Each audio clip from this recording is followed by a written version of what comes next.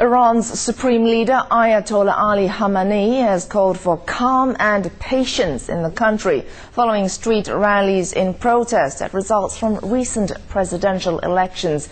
He has also ruled out the possibility of any manipulation of votes. Now, that speech delivered at Friday press in Tehran University marks Ayatollah Khamenei's first public appearance after almost a week of protests by pro-opposition supporters. Wang Guan takes a look. Ayatollah Khamenei said there should be no question about the election result, which was a clear victory for President Ahmadinejad. He also denied there had been any vote manipulation, as was claimed by supporters of the opposition leader Mousavi. He said people's voice had been heard. This is an election. It's the privilege of the people. It has always been like this. People made the choice. Khamenei said that the country's election mechanism does not allow for any cheating, and it is wrong to resort to street protests to exert pressure.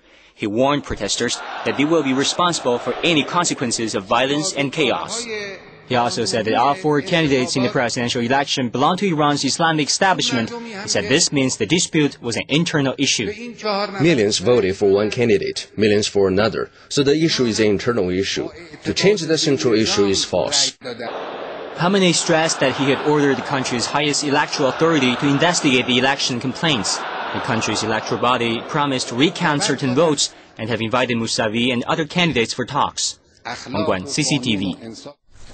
Now, hours after that speech delivered by Iran's supreme leader, another defeated presidential candidate, Mehdi Karoubi, called on the Guardian Council to accept the will of the people and nullify the June 12th elections and order a rerun. Mr. Karoubi made the call in an open letter to the council.